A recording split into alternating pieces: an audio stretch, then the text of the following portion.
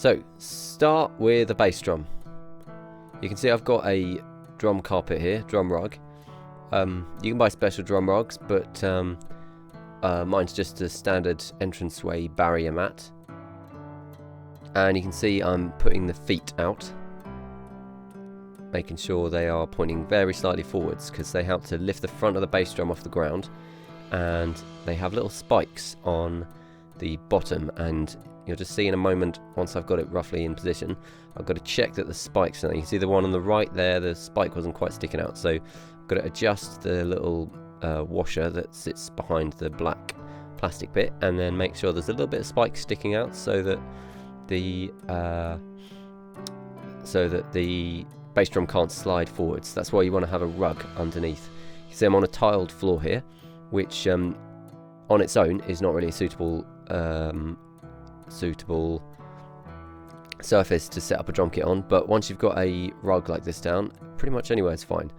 You can see that the bass drum rocked backwards and forwards a little bit there, and in a moment I go to adjust the front height of the bass drum, the bass drum spurs, so that it doesn't rock like that.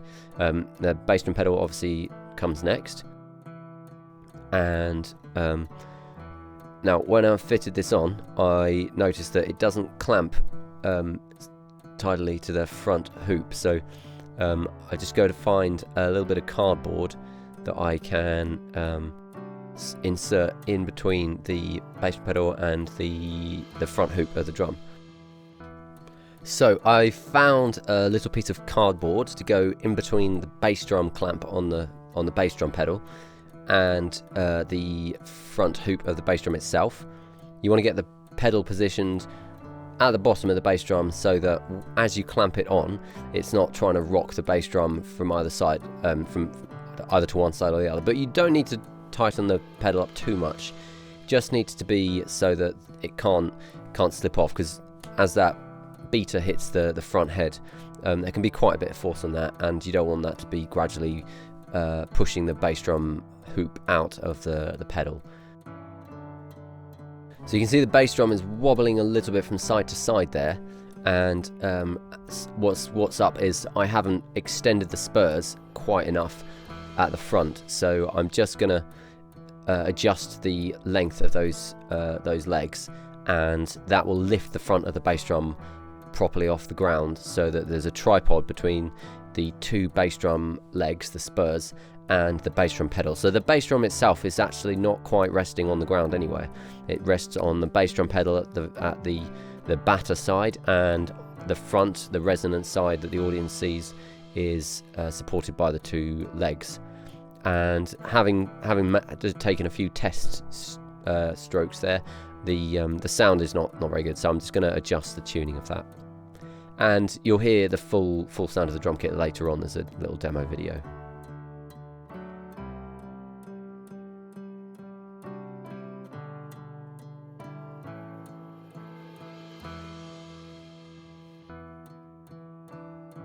So bass drum nicely tuned. I'm just going to put the tom arms in next. Give them a little bit of a compare, figure out which one's left and which one's right.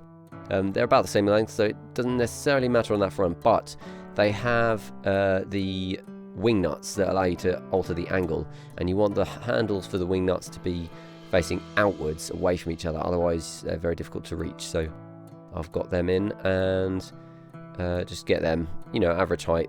Don't know exactly where they're going to be. I'll put the toms on next, and we'll make proper adjustments once the toms are on. So just get the left tom on, and then we get the right tom on, and do the hokey cokey. Now at this point you can see I needed to adjust the memory lock that was on the tom arm, so I had to fetch my drum key for that. It shouldn't be too much needed for that if you're borrowing this kit from me at some point in the future, whoever's watching this video, as the memory locks are in a good position now for a pretty standard drum setup, so hopefully you won't need to do that. But if you do, this is how I'm doing it. I'm just going through all the memory locks on the tom arms and making sure that they're all just a little bit loosened up at the moment, so I can make free adjustments of the height and the angle of the toms and everything.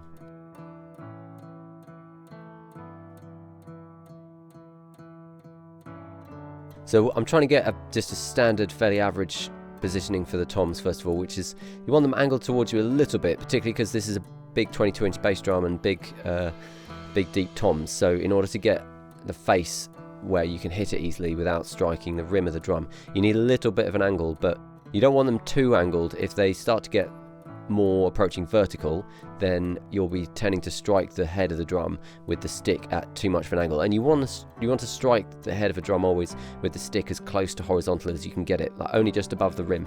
Otherwise, you the tip of the stick will tend to leave more of a mark and potentially even like damage, like bend, put a divot into the head, and that's what's going to wear out a head much quicker.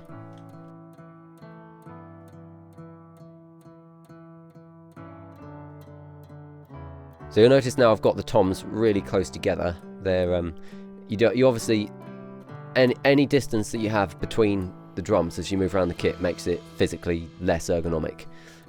You know, it takes more effort to go a bigger distance. If you're moving that, playing something that's fast, you want those distances to be as small as possible so that you don't have to go as far to get from one drum to the next drum. So I get the hoops on those toms as close as I can.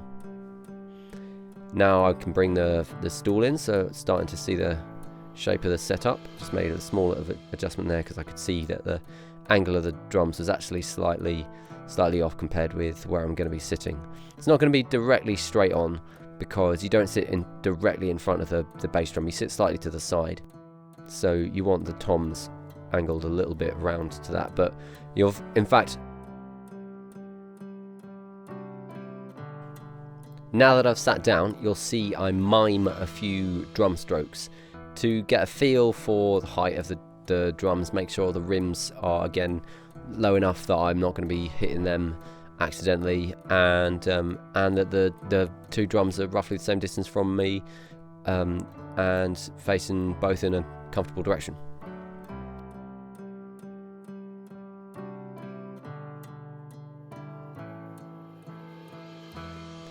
So next up we're going to bring in the floor tom. That obviously is on the floor just to the right. That very marked head is actually the resonant head, but obviously at some point in the past it's been played, so it's got lots of stick marks on it now. So easiest thing to do is put the feet in with the drum upside down on the floor. You want to get those feet pointing outwards to get that the base of the tripod as wide as possible so the tom can't fall over. And then put the tom into position. We want to have that also pointing very slightly towards us, so I'm just going to lower the height of those feet a little bit so that we've got a little bit of an angle. There we go, that'll probably do it.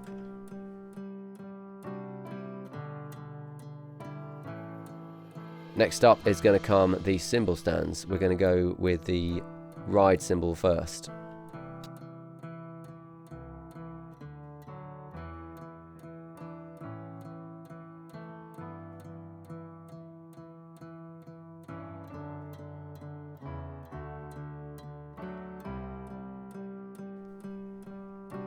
So I actually refilmed this bit because I made the rookie error of putting the cymbal onto the stand before I'd fully put the stand up, because I just picked up both things and then thought, right, cymbal goes in here.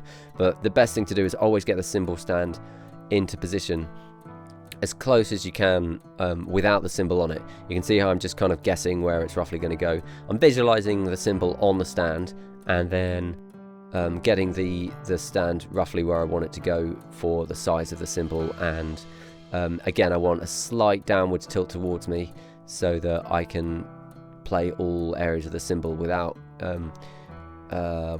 hitting the edge accidentally. But I do want to be able to hit the edge of the ride cymbal sometimes. That's an important sound, so we don't want it angled too vertically again, but we do want it enough that I can hit the body of the cymbal fairly easily.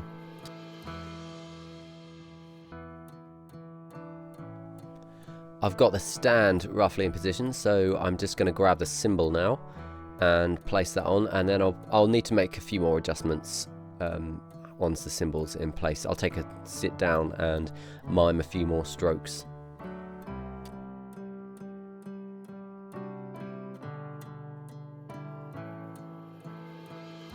Here we go, lots of mime drumming, air drumming. Make sure I've got the...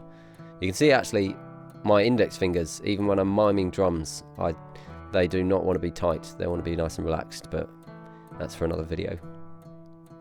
So hi-hat comes next. It's not quite in shot here, but what I'm doing is squeezing together the two metal rods at the very base that are at the back of the foot plate for the hi-hat, and then they need to be inserted into the sides of that bottom piece that's in the center of the tripod at the bottom of the hi-hat stand.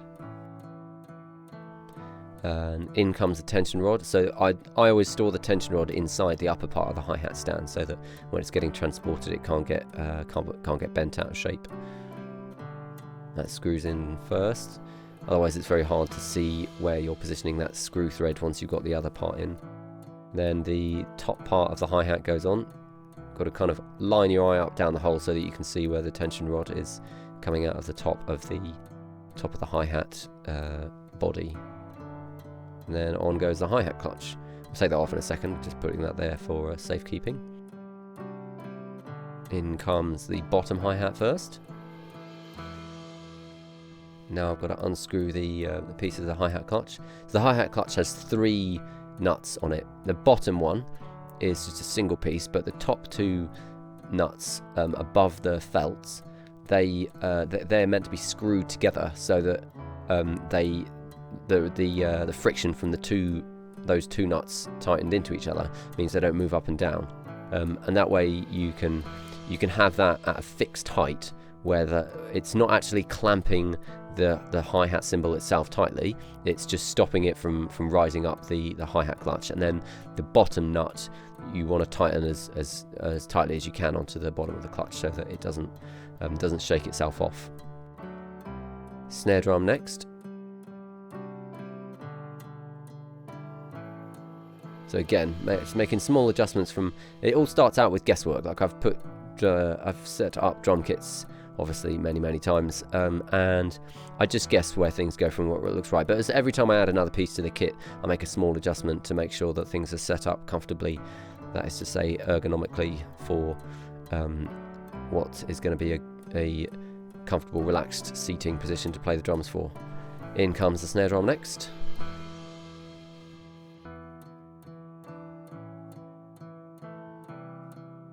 And finally, the crash cymbal on the left will complete this basic drum kit setup.